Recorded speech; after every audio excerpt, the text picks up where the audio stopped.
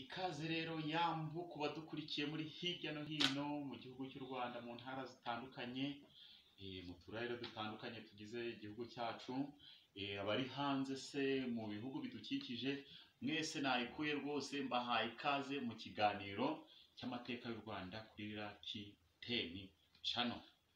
Karibu tubahaye ikaze rero, tugiye kuganira ku kiganiro cy'amateka y'u Rwanda cyane cyane ku mwami witwa Rwabugiri, ariko ndi kumwe na mugenzi wanjye muri kumwe na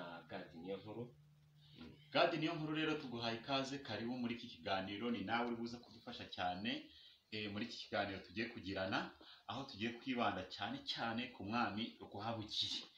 Rwabugiri ni umwami witezweho ibintu byinshi cyane kandi yarabikoze. Ni umwami wayoboye mu buryo budasanzwe, ibyo turaza kubibona muri iki kiganiro, aho turi buze kureba uko yimye ingoma, tuze kureba n'ibitero yagiye akora ndetse n'uko yatanze. Ibyo byose nibyo tugiye kuganira, ariko tutarinjira mu kiganiro neza, ndagira ngo nkubaze ubundi umwami Kigeli IV Rwabugiri yari mwene nde? Watubwira bimwe mu bisekuru bye kugira ngo twinzike muri iki kiganiro. Urakoze cyane kongera kumpa ikaze. Umwami Rwabugiri yitwaga Kigeli IV Rwabugiri, nk'izina ry'ibwami ryari Kigeli, yitwa Kigeli IV Rwabugiri.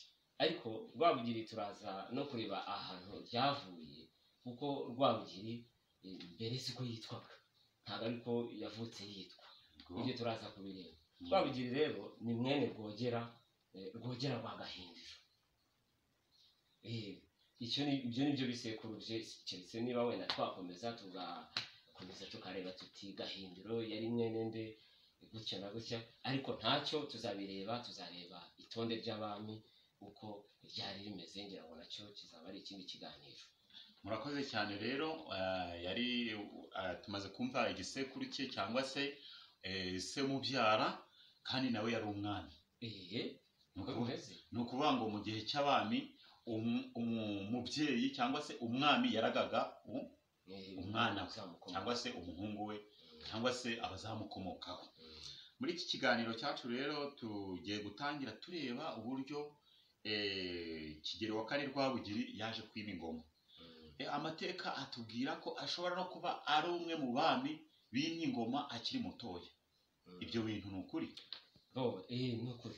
Reka dutangire turebe Rwabugiri uko yimye ingoma, ariko hagati aho turahera kuri se Mutara wa kabiri Rwogera.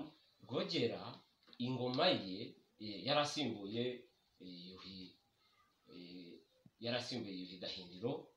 Gahindiro ingoma ye ni ingoma zaranzwe n'amahoro. Ingoma ye yaranzwe n'amahoro, nta bitero byinshi cyane Yuhi Gahindiro yakoze, kuko ahanini Gahindiro we ntabwo yigeze atera cyane.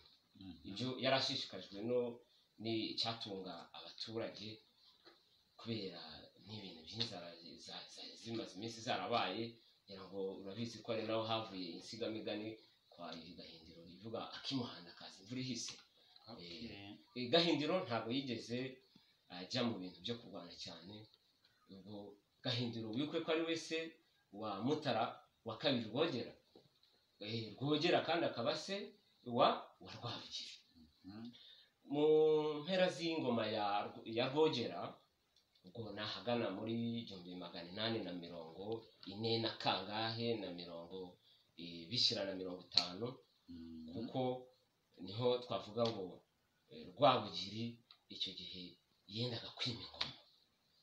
Ngira ngo nkwibutse ko bavuga kwima ingoma. Umwami kujya ku butegetsi ntabwo bavugaga ngo umwami yagiye ku butegetsi, ahubwo baravugaga ngo umwami yimye ingoma. Nabyo tuzabisobanura. Rwabugiri agiyeho asimbuye se Rwogera, Mutara wa kabiri Rwogera. Ariko ni ibintu byari bifite amayeri akomeye cyane, kuko umugabekazi yari nyina w'umwami, yari umugabekazi Nyiramongi nyiramavugo nyiramongi yari nyina wa Rwogera, wabonaga ko ari we wari ufite ingufu icyo gihe, niwe wari ufite ingufu, ukabona ko Mutara Rwogera yagendaga gakeya, ariko ahanini bivuye ko bavugaga ko Mutara Rwogera yararwaye igituntu. Urumva rero iyo umuntu arwaye ahanini n'ubuzima bwe n'ibyemezo afata aba ari bya bindi byo kuvuga ngo byagutya na gutya by'intege nkeya, bivuze ko yafatirwaga ibyemezo. niko navuga kuko nyiramongi wabonaga ko afite ingufu zishaka kurusha iz'umwami.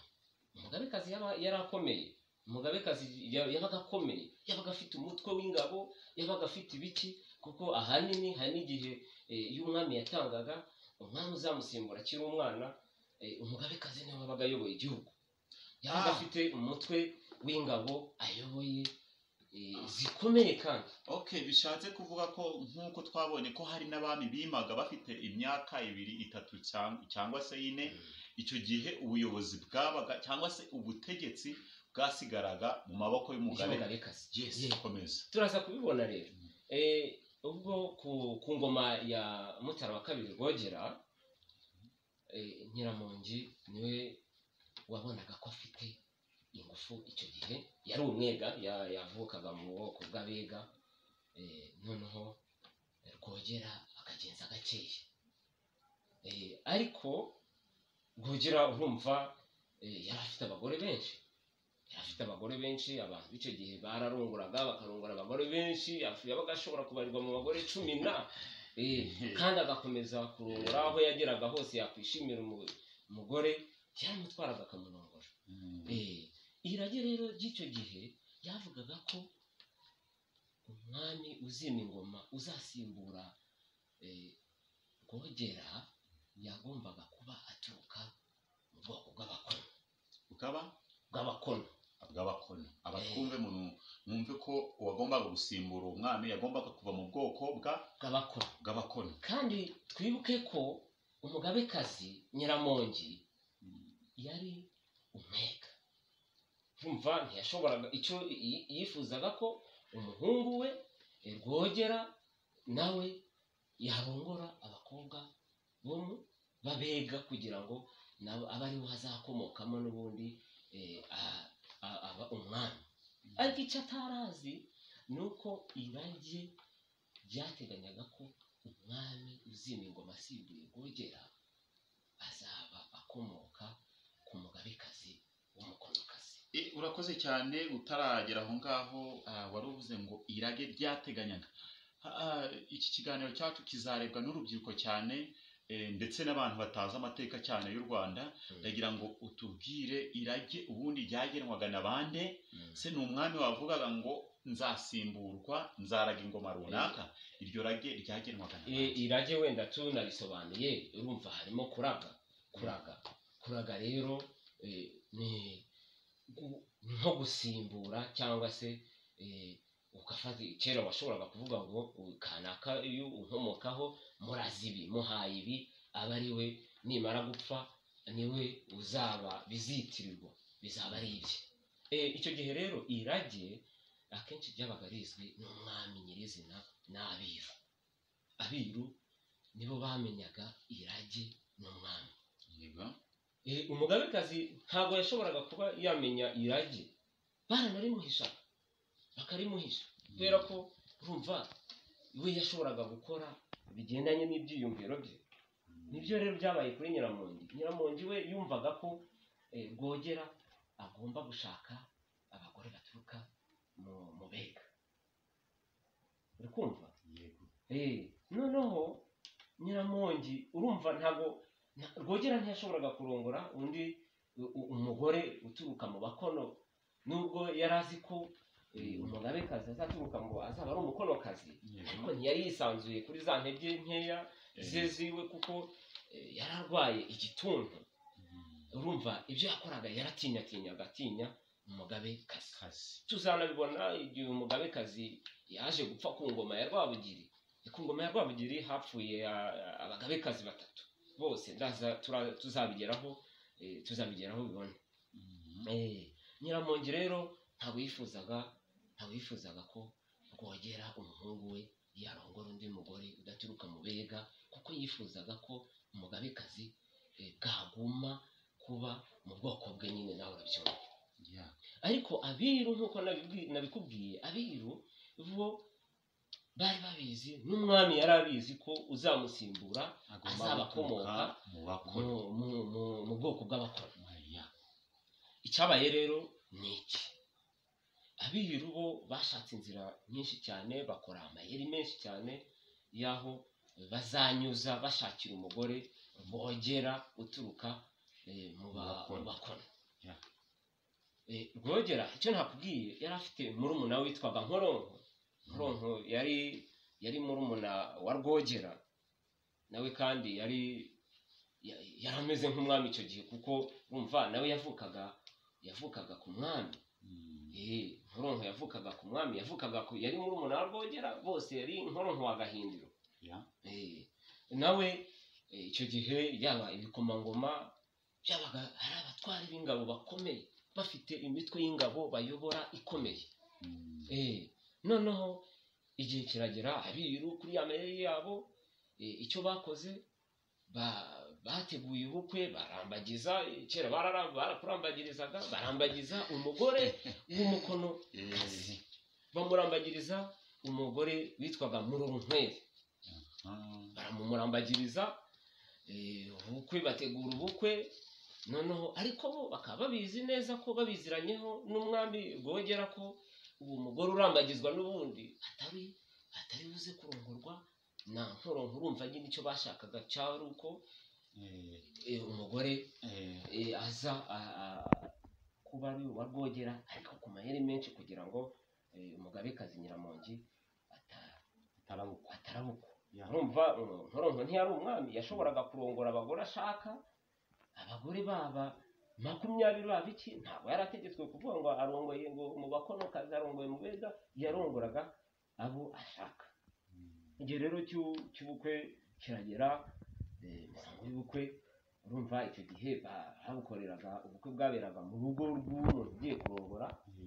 Ubukwe barabutegura, ariko muri iryo joro bitunguranye bategura igitero gitunguranye.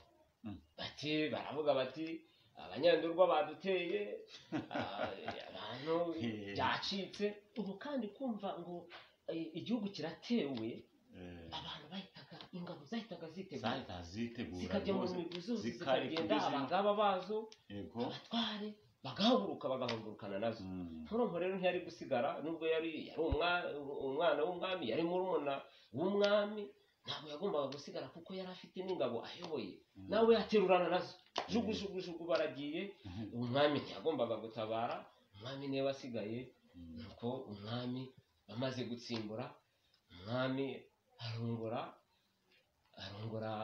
Murorunkwere, amurongorera mu rugo rwa Nkoronko murumuna we.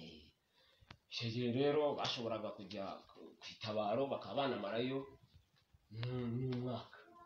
Nuko rero Rwabugiri yaje kuvuka. Avutse baza gutumaho Nkoronko bati umugore wawe yarabyaye, ita izina. Nkoronko amwita Sezisoni. Ati mugende mubabwire ko umwana wanjye mwise Sezisoni, ariwe Rwabugiri. Turaza kubona ahantu Rwabugiri byavuye, kuko yaje no kubyimana. Yabaye Kigeli IV Sezisoni, ariko hakiho imyaka mikeya aza kurihindura, aryambuye abagabo babiri, yanaryambuye muramu we. Mu kanya rero uri buze gukomeza utubwira uburyo Rwabugiri yatse izina n'uwo yaryatse, uri buze kwitubwira. Ariko tubibutse ko kugira ngo mukurikirane ibiganiro byacu tuzabagezaho bya buri munsi, birasaba ko ukanda aho handitse umutuku subscribe, ukore share, ukore na comment, mutubwire ibyo twahindura mu kiganiro cyacu kugira ngo kijye kibageraho kibanogeye. Gazi rero reka tugaruke, uti izina ntago ryari irye, yari yambuye nde, byagenze bite? Wenda nuko turaba dusimbutse, ariko nta kibazo. Rwabugiri icyo gihe yitwaga Kigeli IV Sezisoni. yarabyimanye abyimana ari Sezisoni, ariko ageze aha aravuga ngo Rwabugiri yariyumvaga cyane, yariyumvaga, tuzabibona no mu bitero bye. Hari abagaba benshi bagiye babizira kuko bavuze ngo Rwabugiri bashatse kumugira inama ngo aha yatsindwa. Yariyumvaga cyane. Amaze kugera ku ngoma yimye nk'uko nabikubwiye, yimye ari Kigeli IV Sezisoni, ariko amaze imyaka mikeya yumva ko Sezisoni yumvaga ari akazina kagayitse, ati Sezisoni ni ibiki. Hakaba hari muramu witwaga yari muramu we witwaga Rwabugiri. Hakaba hari n'undi, bari abantu babiri icyo gihe bitwaga Rwabugiri. Hari undi ntibuka yari mwene Kabindi, nawe yari yitwaga Rwabugiri. Rwabugiri iryo zina ryasobanuraga umuntu ufite ibintu byinshi kugira. Rwabugiri kugira. Abadukurikiye rero mwumve ko Rwabugiri bisobanura kugira ibintu byinshi. Yumvaga ari ukugira, mutangire muyitabana, kugwiza ingabo, kugwiza ibintu, kugwiza amaboko. Ariko ubundi ni gute bariya bitwa Rwabugiri, ngewe nkaguma kwitwa Sezisoni? Arabwira ati rero bashahu, wowe amazina yanyu ngiye kuyabaga. Muramu we ararimwaka, amwita Rwakageyo. Nuko na wa wundi nakubwiye wundi nawe ararimwaka, amwita Nyamashyi. Ubwo icyo gihe icyo yashakaga, ntabwo yashakaga kugira undi muntu n'umwe bitiranwa mu gihugu. Yashakaga kuba niba ari umwami, ni umwami wenyine, agomba yari ufite izina rye mu gihugu, nta wundi barisangiye. Nuko byagenze. Muramu we amuha Rwakageyo, wa wundi wundi nanone witwaga Rwabugiri amwita Nyamashyi. Nuko birangira aho ngaho. Rwabugiri atangira kwitwa Kigeli IV Rwabugiri. Ubwo rero twari dusimbutse tutarebye ukuntu wavuga uti se ko yari umuhungu nk'uwo Sezisoni yaje kugera ibwami ati. Nakubwiye ngo bamaze gutera, bagiye ku itabaro, abiru babeshye ko igihugu gitewe, baragenda. Ibyo twabibonye. Rwabugiri arongora Murorunkweri. Rwabugiri Rwogera ayobora Murorunkweri, arongora Murorunkweri. Noneho Murorunkweri aza kubyara umuhungu ise Nkoronko amwita Sezisoni. ariwe Rwabugiri nk'uko tumaze kubisobanura, mwite tumaze kubibasobanurira. Kubyumva se? Nibyo. Abyaye umuhungu ise amwise Sezisoni. Igihe kiragera, itabaro, bava ku itabaro baragaruka. Numva Sezisoni yagumye, wenda reka tugumye tumwite Sezisoni yagumye gukurira mu rugo rwo kwa Nkoronko. Ariko umwami n'abiru bo bari bazibanga ko umwana wavutse ku mukonokazi ari we uzamusimbura ku ngoma. Umwami rero arareba, urumva byamubanye isobe. Aravuga ati, ku muhungu ari hariya ari kwa murumuna wanjye, ni gute nzambura umuryango umwe w'ubutegetsi nkawuha ubundi? Sibyo?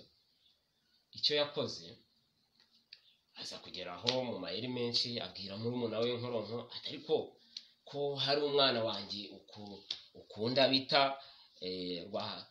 Rukangirankambwe, nanjye hakaba hari umwana wawe nkunda witwa Sezisoni, ubundi twaguranye. Urumva amayeri? Ati, ko hari umwana wawe nkunda witwa Sezisoni, kandi akaba hari umwana wanjye nanjye numvishije ukunda, ngo Nkoronko hari umuhungu wa Rwogera yakundaga witwaga Rukangirankambwe cyane, akamukunda. Ubwo wenda ntiwamenya icyo yamukundiraga, urumva ni umuhungu na se wabo. Ariko Rwabugiri akaba ari we Sezisoni, akaba abakwa Nkoronko. Mwami ubwo yari arimo ashakisha uburyo n'amayeri menshi yazamuvanayo. Ati, ubundi waretse ugatwara Rukangirankambwe, nanjye nkatwara Sezisoni, ko nanjye mukunda ati kiriya gihugu cyanjye kigira n'amahane kirarwana ariko wowe uramukunda nanjye ngakunda uriya muhungu wawe Sezisoni. Nuko byagenze rero bagurana batyo. Sezisoni aba akuriye arerewe mu rugo kwa Rwogera, n'ubwo nyuma yagiye amujyanye kwa nyirakuru, ariko Rwogera akajya amukurikirana cyane nk'umuntu wari uzi ibanga yuko azamusimbura. Aha, Sezisoni rero abarerewe kwa Rwogera, ndetse bageze mu rugo rw'umwami, kandi ni nawe agombaga gusimbura umwami. Dukomeje rero, iki ni wari urimo dusobanura Rwabugiri uwo ari we, ariko amateka atubwira ko Rwabugiri ari umwe mu bami bimitswe ari umwana mutoya. Ayo mateka nayo ni ukuri. Ubwo twari turimo tubireba, Rwabugiri amaze kugira imyaka 7, icyo gihe yitwaga Sezisoni. Kugira ngo babizi, hari aho tuzajya dukoresha Rwabugiri cyangwa se tugakoresha Sezisoni, ni amazina ye. Kugira ngo abantu badukurikiye rero baze kubyumva neza, reka Sezisoni buriya ni izina ridakunze kugaragara cyane mu mateka, reka tube dukoresha Rwabugiri kugira ngo reka dukoreshe Rwabugiri. Gusa bamaze kumva ko Rwabugiri, abadukurikiye mu byumve neza. Alo, mwamaze kubyumva neza ko Sezisoni ari ryo se yari yaramwise, se umubyara, Senkoronko, aho yavukiye mu rugo. Yego. Ariko se nyirizina twabonye ko ni w'amaraso, yari Mutara wa kabiri Rwogera. Kandi ni nawe wamwise se. Ise Nkoronko niwe wamwitiye izina, kuko Rwogera nta burenganzira yari afite bwo kwita izina umuhungu w'abandi, umuhungu wa murumuna we. Yes, rero twari tugiye kumva Rwabugiri yimye ari umwe mu bantu bafite imyaka mikeya. Byaje kugenda gute? Igihe cyarageze, Rwabugiri yari afite amaze kugera mu myaka 7. Urumva icyo gihe abana b'abami wamaraga guca ubwenge gatoya, ugatangira kujya kurerwa mu mutwe w'ingabo. Yarerewe mu mutwe w'ingabo witwaga ingangurarugo, zari ingabo z'umwami. Niho yarerewe. Amaze kugera mu myaka nk'10-11. Hano iyo tuvuga imyaka ntago aba ari ya myaka y'ukuri nyirizina, byabaga ari ikigereranyo. Bakavuga bati yari hagati y'imyaka 11 na 12, ariko icyari kizwi nuko atararengeje imyaka 13. Rwogera rero igihe cyarageze, igituntu kiramuhitana. Yararwaye igituntu, twabibonye. Igituntu kiramuhitana. Nuko igituntu kimaze kumuhitana, Rwabugiri yari mutoya cyane. Abiru bahise bategura imihango yo kwimika. Abiru bahise bafata Rwabugiri na nyina Murorunkweri, bamuzana ibwami. Nk'umuntu uje kwima ingoma, muzanayo ngo na Nkoronko nawe yaratungwa, aravuga ati se, amaze kubona umugore we aje ibwami, ati se nk'uyu nguyu yaje kumara iki, ntigeze muha uburenganzira. Urumva, Murorunkweri yari umugore mu mategeko, sinzi niba ari mu mategeko, icyo gihe harabagaho amategeko, ariko Murorunkweri yari umugore bizwi wa Nkoronko. Babona Murorunkweri bamuzanye na Rwabugiri ibwami. Nkoronko atangira kurakara, ati umugore aje ibwami ntigeze mbimubwira, ntamuhaye uburenganzira. Abiru baramubwira bati wowe ibyo urimo ceceka, ntabyo uzi, kubera ko bari bazi ibanga, bati ceceka, ntabyo uzi. Ariko nabo barareba baravuga bati icya mbere Rwabugiri aje yari umwana, umugabekazi uzamufasha kuyobora kugeza igihe akuze, nawe avuye mu rundi rugo rutari urw'umwami. Urumva, aho ngaho hari hakenewe ingufu zindi. Ukumva? Yego. Nibwo bafata imitwe y'ingabo, bamuha ingabo zizamurinda. wumva n'umugabekazi